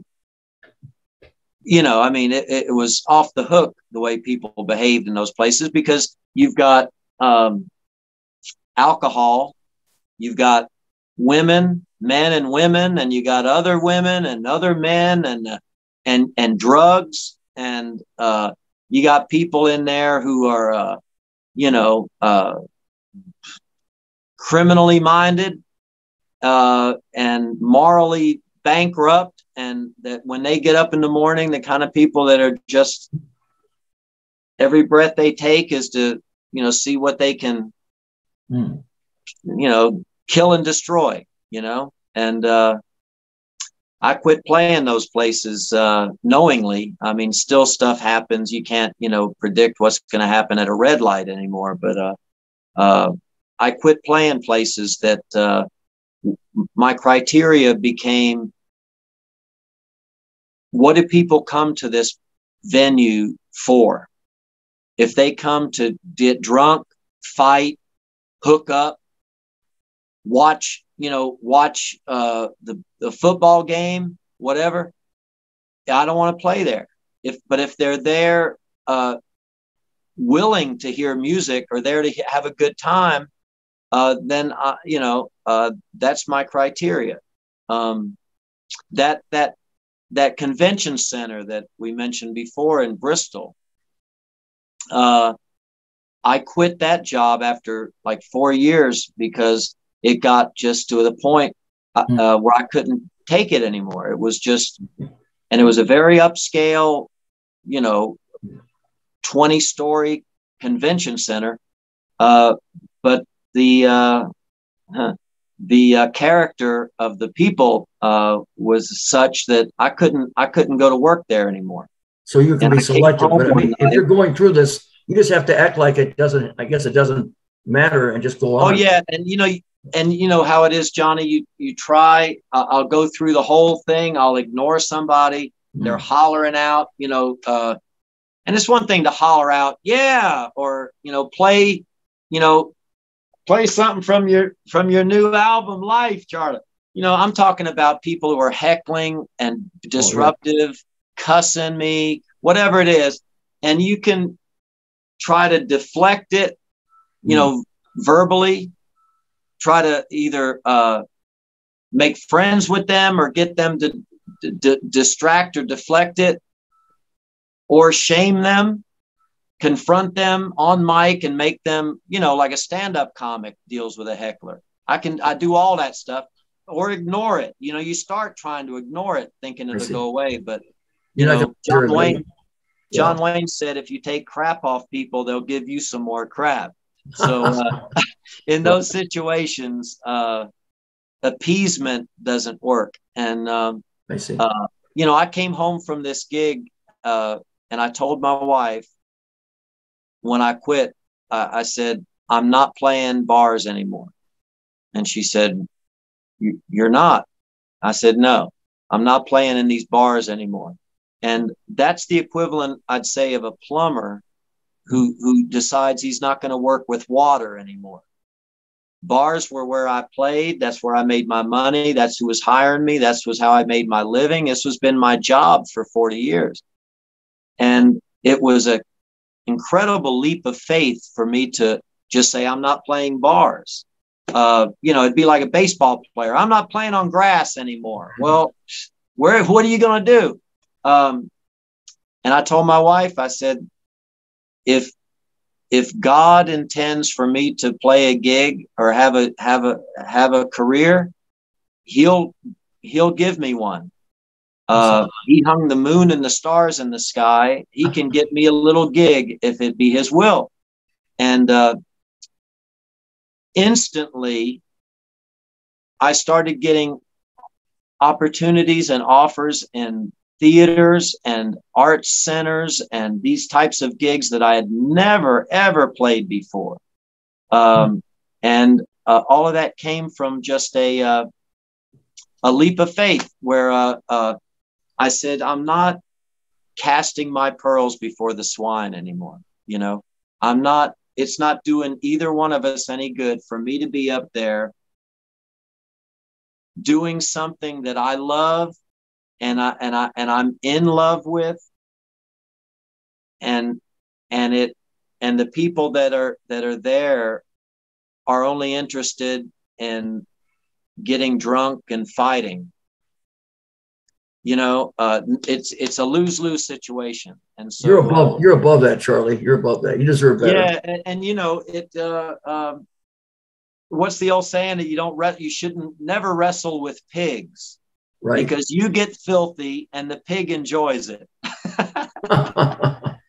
Well, you're better than that, and you've overcome it, and you've been able to get better gigs. So that you got to start somewhere.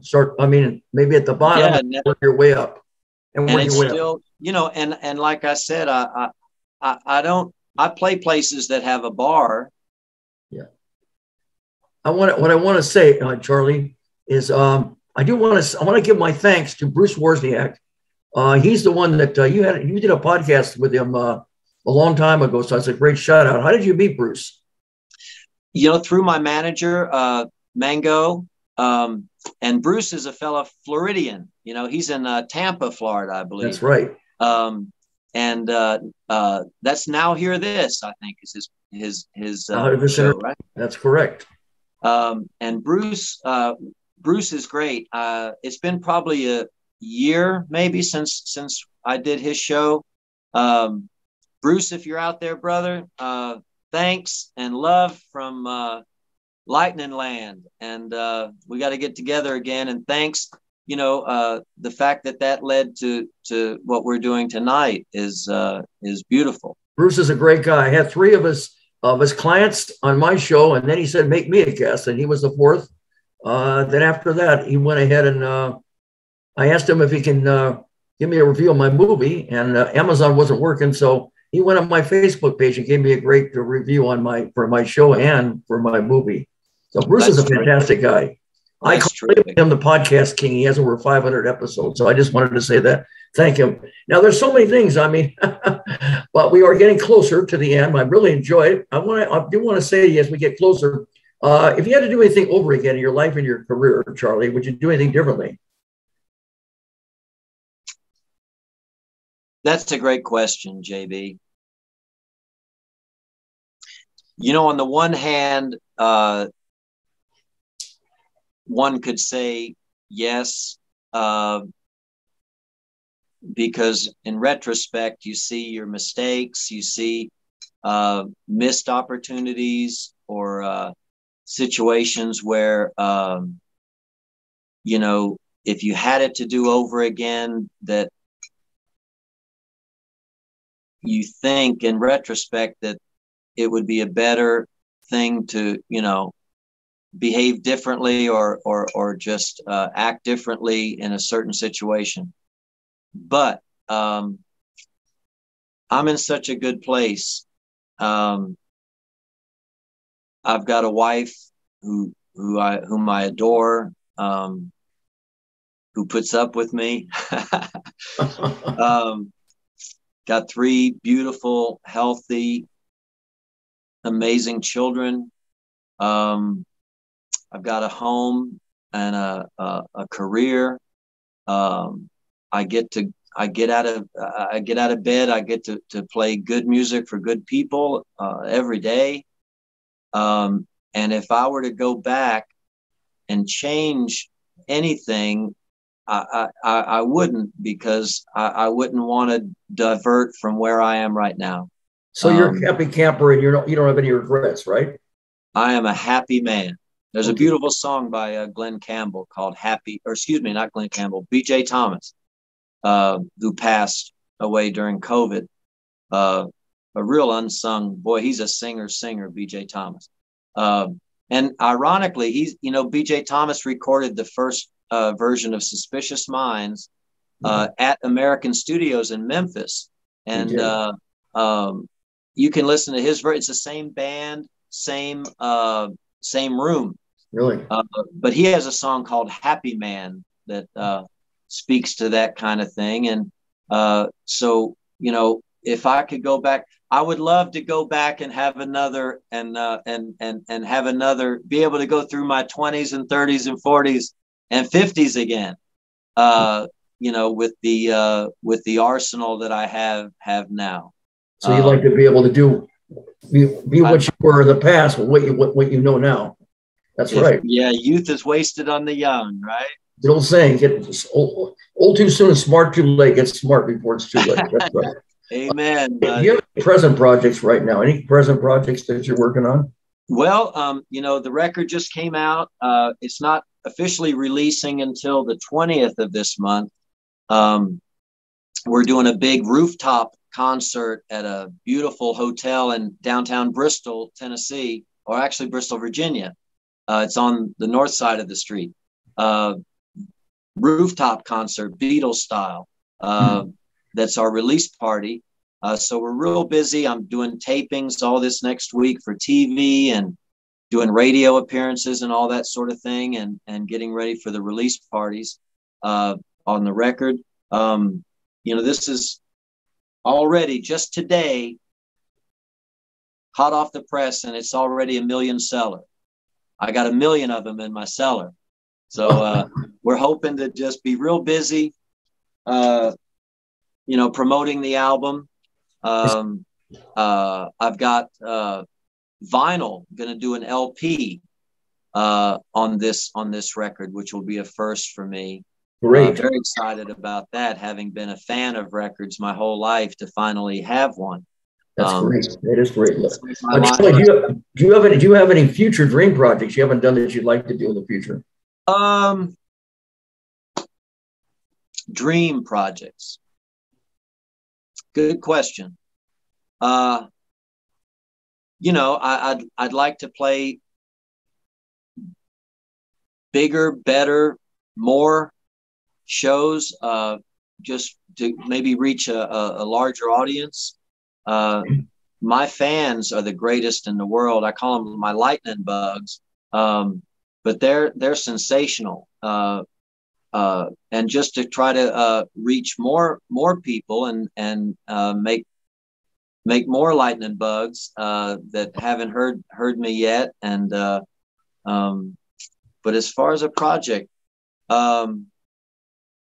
I don't know if they did a movie. I don't know who they get to play me. Who do you think would be a good one to play? Maybe you'll have a documentary called the Lightning Charlie's story. You never know. Yeah, the lightning strikes. Right. You never know. I don't know who they could get. Maybe have to be somebody handsome. That's right. And somebody not too smart. I don't know who they could. You never know. Good casting. Yeah. How can people find out more about you, Lightning Charlie? Tell me all the different links that you're, Facebook. Yeah, I'm on, my main website. My website is lightnincharlie.com. That's LIGHTNIN Charlie, CHARLIE.com. I'm also on Facebook, the Lightnin Charlie Show. There's a Lightnin Charlie page on Facebook. My profile page on Facebook, I was forced to change my name and give my real name. So I put Charlie Real. So there's a Charlie. I'm on Instagram, Twitter. My music is on everything, every streaming platform: iTunes, Apple Music, Amazon Music, Spotify. There's a streaming platform that I like to try to steer fans to. It's called Bandcamp. Band, BAND, camp, like campfire. Bandcamp.com is it's a streaming service that you can listen and download songs from, and you can download them in any format: MP3, WAV, AIFF files. The lyrics are provided. Really?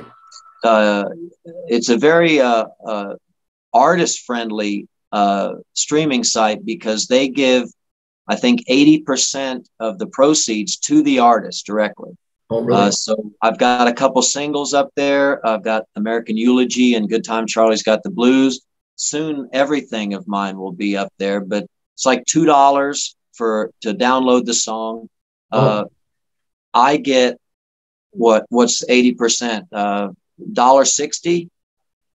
And I mean, Spotify and those others, iTunes, I get a 100th of a cent for a stream or a download. So that's a great, and they have, I think today was the first Friday of the month. I think they do a artist free Friday where they give 100%. Really? And a listener can go to my Bandcamp at Lightnin Charlie page, and it's $1.98 to download Good Time Charlie's Got the Blues. They can put a $5 in the bucket if they want to. I see. So it's a very, very neat site that I encourage people who want to support independent artists. It's good to go to iTunes and download it. I'm not trying to dissuade people, but it takes 1 million streams on iTunes to make $100. So you can make money, whatever you can. If they can make more money, it's all more power to you. That's great. I told my wife the other night, I said, we've got enough money to last us now the rest of our lives, unless we want to buy something. What is your favorite part of as we get ready to close and wrap? What's your favorite part of the business? Is it recording songs, making new music, working in a recording studio, or even in-person appearances and performances? What's your favorite? Yes. In-person performances? Yeah. All of it. The creation process of having a song, of writing a song. And I don't know how that happens. If I knew how that happens, I'd do it, every day. Is it by experiences? Probably your experiences. Probably write the songs. Oh, for sure. But the way that the supernatural way that comes on and then takes life on a blank sheet of paper is really an amazing thing. And I love that, and I love crafting the song in the studio and the way it evolves and takes life in the studio and recording it. All of that's a beautiful thing, and I I adore that process. But that's a very sequestered, secluded, you know, type of an exercise. You know, nothing takes the place of singing and playing and communicating music to an audience. If I had to pick one thing to do, it would definitely be that. It would be playing music for people who want to hear it. There's nothing better than that. There's no feeling greater than that that I know of. It's wonderful. Well, that's beautiful. Ladies and gentlemen, there's the time you've all been waiting for. It's showtime with Lightnin' Charlie, as we're presenting the original vocal stylings of this great artist. The very first one, it's when you want to start something off. You want to start off in a very exciting way, and hence the first song is called A New Leaf. Let's go for it.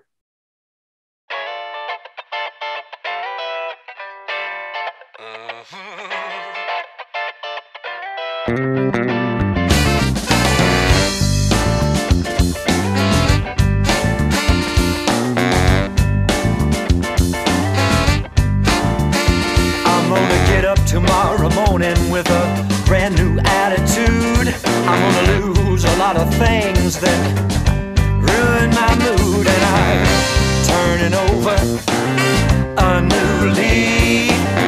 I'm turning over a new leaf.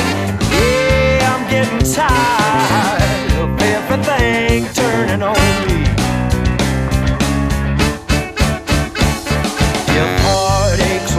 You know I'd be Rockefeller.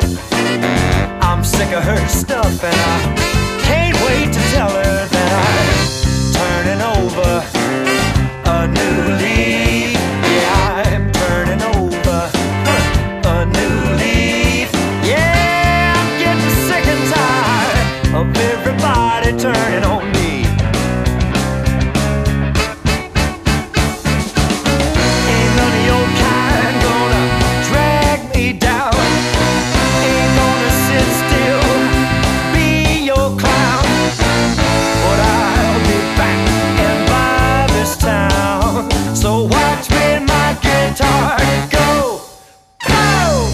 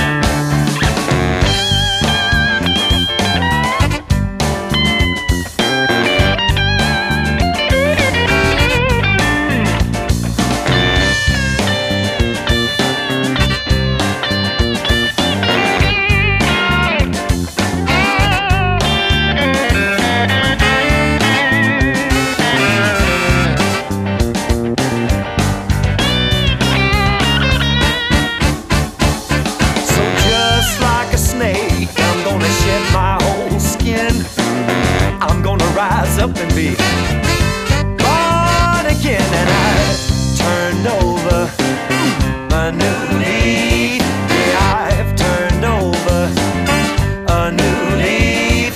Yeah, I got sick and tired of everybody turning on me. I've turned over a new leaf. Yeah, I've turned over a new leaf. I've turned over a new leaf. Yeah, I've turned over, hey, a new leaf. I got sick and tired of everybody turning on me.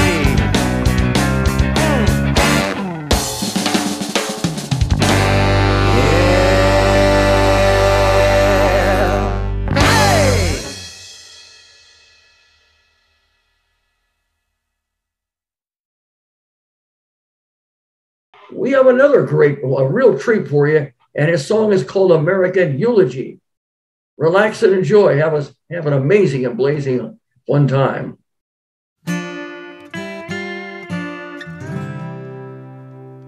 Oh, say, can you see? Are you looking at me? Like, share, and subscribe to my page.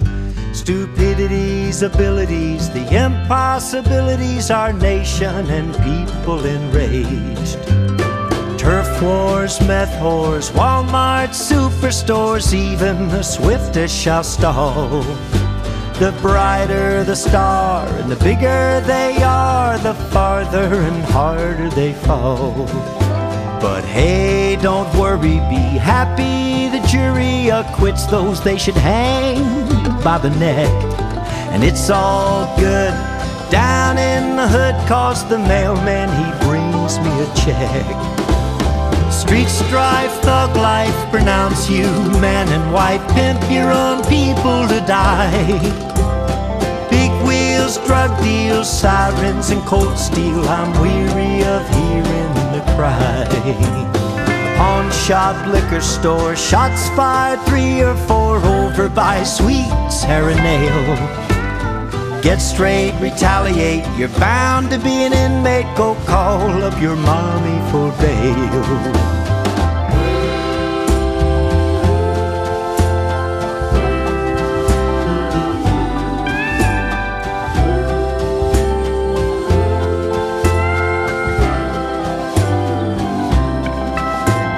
Rat race, plant face, coming in last place, punches in bunches they come. Free lunches they serve to throw us a curve, to keep us downhearted and dumb. Masks made in China, my mind's in Carolina, my patience is thinner than thin. Baseball and hot dogs and apple pie moon dogs replaced with Kardashians. Tattoo, boo-hoo, throw 'em out when you're through, forsake them babies you make. Cast blame, crying shame, God made us all the same, how much more crap can I take? Millennial, evil, boll, weevil, Knievel, I'll jump the MGM Grand. I'm swearing you Karens and bloody red barons should start you a rock and roll band.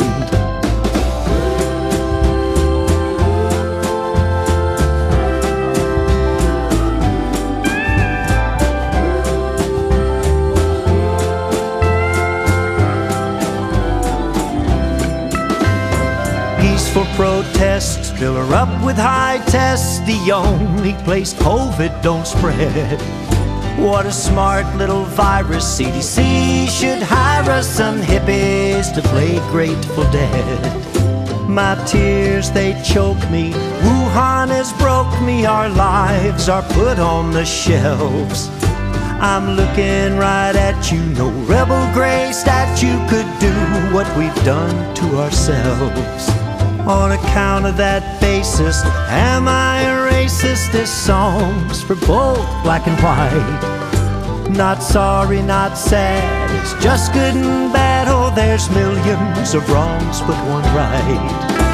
Until we realize and quit feigning surprise at this mad manufactured maelstrom. Go twist and shout, 'cause I'm over and out of man's pandemonium.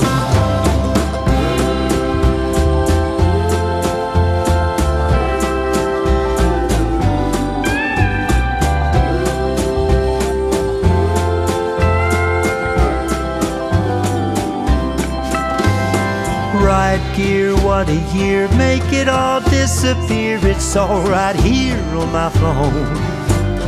Healthcare nightmare, underwear everywhere there on Lincoln's tombstone.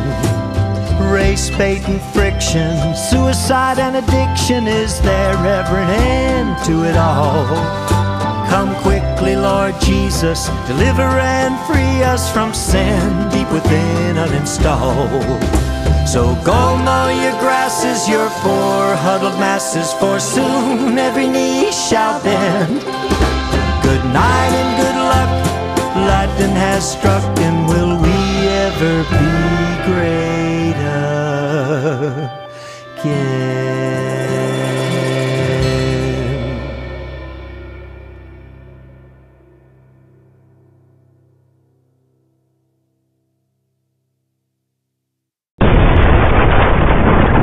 Lightning Charlie, the time has gone by fast. I've really enjoyed having you on as a guest of the Amazing Original Johnny Blaze Show. You have been very entertaining, very inspiring, very fun, blazing and amazing. Like I say, I've really enjoyed it. It has gone by very fast. So thank you for being a guest on the Amazing Original. Pardon me? I've got the Blaze craze, Johnny.